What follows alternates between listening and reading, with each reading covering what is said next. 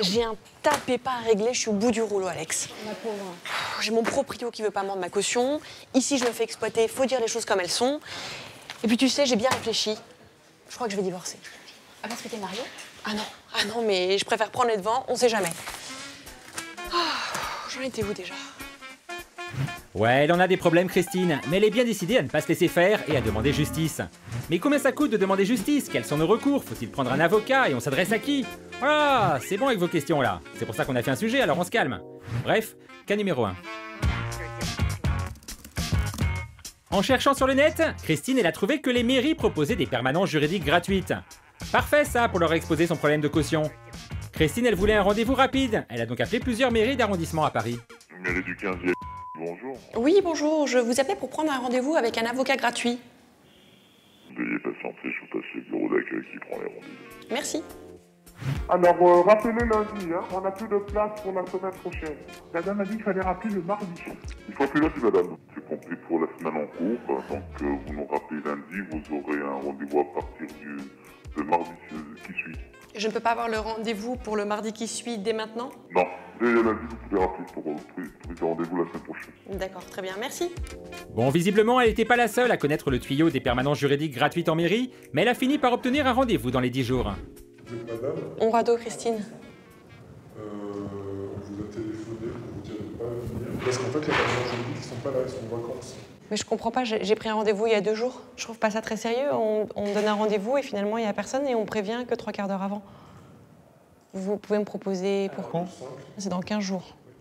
Bon là, elle était à 2 doigts de leur faire un procès, mais elle a préféré prendre un autre rendez-vous dans une autre mairie. C'est qu'elle veut récupérer sa caution, Christine, ça fait 3 mois que ça dure. Et ça, elle a pu l'expliquer à la permanence. En fait, le délai maximum de restitution du dépôt de garantie est d'1 mois. D'accord. 2 mois si il y a des dégradations, des choses comme ça. Là, il a largement dépassé le délai. Donc, vous pouvez aussi demander une majoration de 10% par mois de retard entamé. Avant toute chose, il faut que vous fassiez ce courrier de mise en demeure, c'est la base.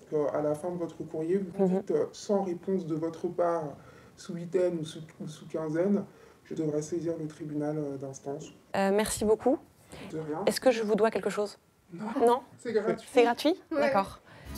Des conseils gratuits, ça on prend. Du coup, Christine, maintenant, elle a vachement confiance dans la justice de son pays. On vous enverra une convocation avec double date. Une date devant le conciliateur. Oui. S'il y a un terrain d'entente entre vous et votre ex-propriétaire, il y a un constat d'accord qui vous jugement. D'accord. S'il n'y a pas d'accord, il faudra venir à la 2e date. Et la 2e date, c'est devant le juge de proximité en audience. D'accord. Donc en gros, c'est pas payant, j'ai pas besoin d'avocat Non. et j'ai juste à remplir la feuille et vous la donner. Voilà. Bref, si vous voulez récupérer votre caution, mais pas seulement, en cas de querelle de voisinage, de désaccord avec un commerçant ou avec un site internet par exemple, si le litige est inférieur à 4 000 €, la démarche est la même. Vous vous rendez au greffe du tribunal dont dépend la personne que vous assignez, vous obtiendrez un premier rendez-vous de conciliation puis vous passerez devant le juge de proximité. Et d'après la juge de proximité qu'a rencontré Christine, l'étape de la conciliation n'est pas à négliger. Si vous n'avez pas les pièces à l'appui de vos demandes, vous allez être débouté. Alors que si vous allez devant le conciliateur qui statue, il ne statue pas en droit, lui, il statue en équité, il va entendre les 2 parties et il va dire, ben voilà, vous avez peut-être intérêt à perdre quelques plumes, le demandeur, mais au moins vous aurez quelque chose. Pour Christine, en tout cas, c'est tout bénef. La justice est saisie, elle devrait récupérer sa caution, et tout ça gratuitement. Maintenant, si vous préférez, vous pouvez payer aussi. Christine, elle a trouvé un site qui vous propose de faire tout le boulot à votre place contre 90 €. Alors pourquoi payer quand ça peut être gratuit? Elle leur a posé la question. Quelle est la différence pour le consommateur entre aller tout seul saisir le juge de proximité et passer par votre site?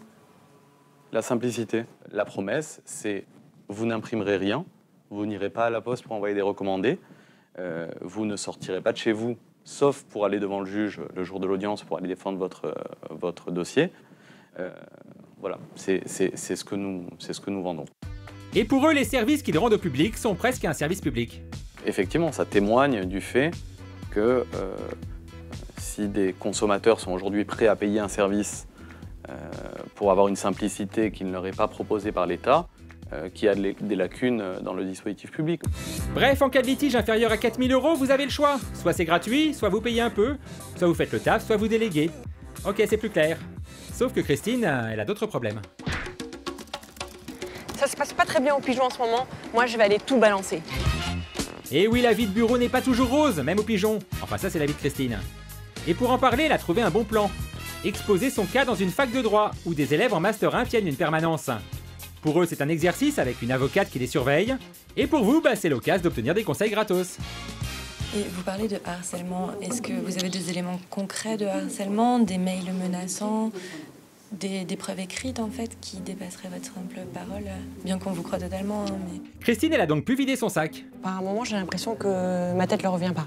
Ouais, c'est pas faux en même temps. Parfois, j'ai l'impression que ça devient personnel. J'ai le droit à des réflexions, si j'ai un pull qui est pas très beau. Ah ouais, ce pull. Et j'ai le droit à une petite réflexion, toujours avec humour, bien évidemment. Ah, quand même. Plus comme ils sont jeunes et qu'ils sont, on va dire, cool, Ouais. ça passe et voilà. Enfin, j'ai l'impression que j'ai pas vraiment mon mot à dire. Bah, c'est pas une impression en fait. Quand c'est eux qui font la blague, c'est drôle. Quand c'est moi qui l'a fait, elle l'est plus. Bah ouais, mais l'humour, c'est pas trop son truc aussi à Christine. Souvent, il y a que moi qui reste jusqu'à tard. Elle est lente en plus. Oui, ça Ouais, aussi, c'est important. Ouais. Parce que je considère que si je fais des heures sup, c'est que j'ai pas été capable de finir mon travail en temps et en heure. Bah ouais. D'où l'importance de savoir si les délais sont raisonnables Oui. ou si ils sont irréalisables. Bah, je sais pas, les autres y arrivent. Est-ce que le harcèlement, on va appeler ça du harcèlement, que vous semblez subir, a des répercussions sur votre santé? J'ai l'impression quand même que je somatise, Oh, la relou. que du coup je chope tous les microbes, que je suis souvent un peu malade, j'ai souvent mal au dos. Je rentre le soir, je suis épuisée.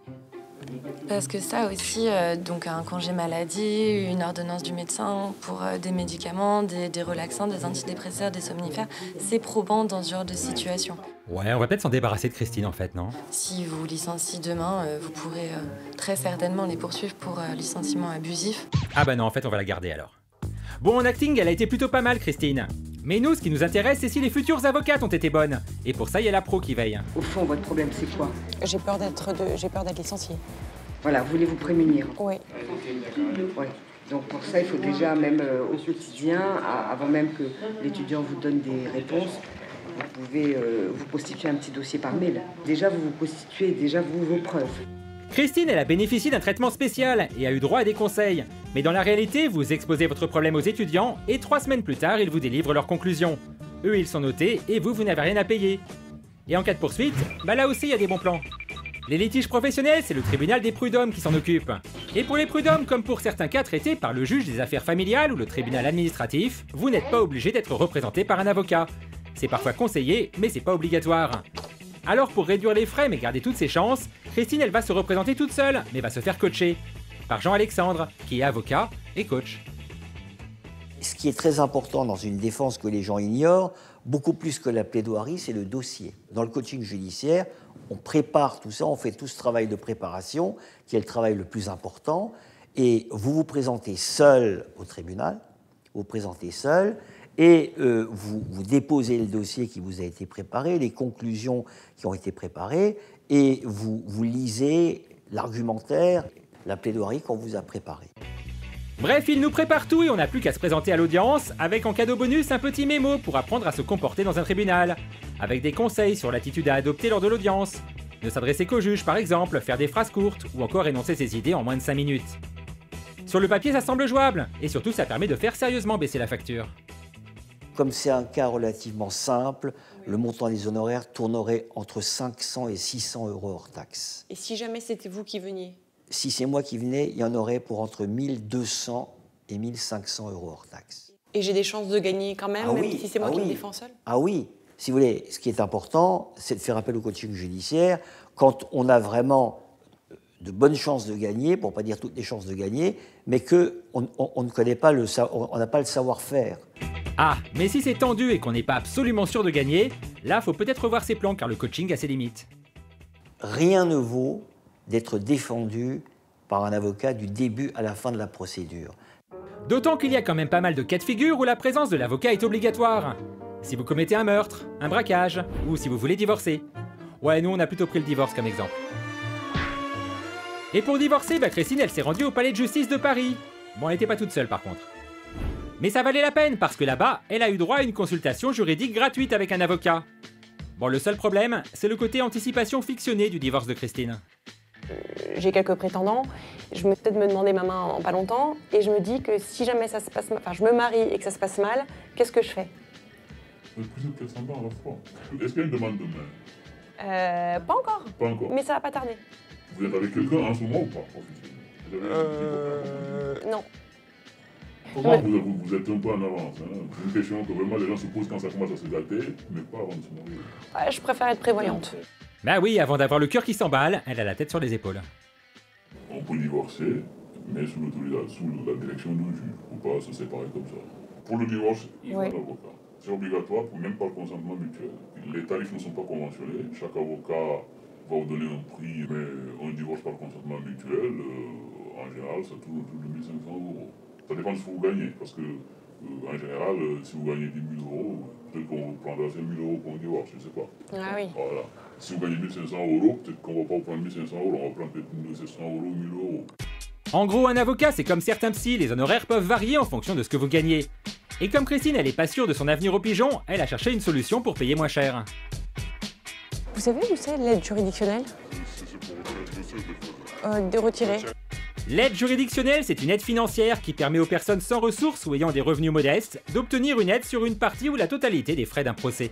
Merci. Et quelqu'un peut m'expliquer juste quelles sont les conditions? Donc il faut que je lise dans le... Personne ne peut me recevoir pour m'expliquer. D'accord. Merci, au revoir. Bon, en même temps, tout est expliqué dans le dossier, y compris un détail. C'est à vous de trouver un avocat qui accepte l'aide juridictionnelle. Ouais, mais c'est un détail, ça. Moi, je pratique pas l'aide juridictionnelle par mon cabinet. Ou est-ce que je vous ai demandé si vous pratiquez l'aide juridictionnelle? Ouais, je vous ai dit non. Vous acceptez pas? Voilà, non, on fait pas. Oui, donc sur le papier, l'aide juridictionnelle c'est bien, à condition de trouver un avocat qui l'accepte. Heureusement, Christine a trouvé une autre solution pour son futur divorce. Un cabinet qui s'est mis en mode crise. Le but du jeu, c'est que vous ayez un devis, que vous sachiez quelle procédure on met en œuvre, et que vous ayez vraiment à peu près la durée de la procédure, parce que c'est aussi important. Et puis, si vous avez envie de nous confier le dossier, vous nous rappelez, on a un numéro vert gratuit, on prend un rendez-vous d'ouverture de dossier qui n'est pas non plus facturé, et on part sur un forfait. Ici, ils s'occupent même de votre emprunt. Ils ont pensé à tout, on vous dit. Vous pouvez payer en plusieurs fois. Notamment, nous innovons depuis très peu de temps. On a réussi à avoir un accord avec une banque. On peut vous proposer un crédit gratuit en 10 fois sans aucun frais. Ni frais de dossier, ni frais de crédit. C'est entièrement pris en charge par le cabinet. Et pour payer votre divorce encore moins cher, il y a la solution Internet. Sur ce site, par exemple, ils cassent les prix. À partir de 240 € par conjoint. Oh, ça donne presque envie. Mais attention, ça ne marche que pour un divorce à l'amiable. Quand tout va bien, quoi. Enfin, façon de parler. Et comme Christine, elle n'est pas certaine que son futur divorce se passe à l'amiable et qu'elle veut être bien défendue, elle a eu une autre idée. Se rendre à l'ordre des avocats pour récupérer les coordonnées de jeunes diplômés, en se disant qu'il lui coûterait moins cher. Malin, hein? Malin mais pas simple. Vous avez que des listes par spécialité. Par spécialité quand même, mais je peux voir la date à laquelle ils ont prêté serment? Bah oui, par contre, ça non, il n'y a pas marqué dessus. Ils m'ont dit que oui. Non, attendez, c'est quand même confidentiel. Ouais, confidentiel vite fait, hein. Dans le bureau d'à côté, elle l'a récupéré sa liste. Non, mais là, je vois 2015, février 2015. Ça reste un jeune avocat, donc c'est... Après, c'est une question de goût, hein. Vous avez le droit de préférer les avocats bien mûrs, mais pas sûr que ce soit les plus économiques.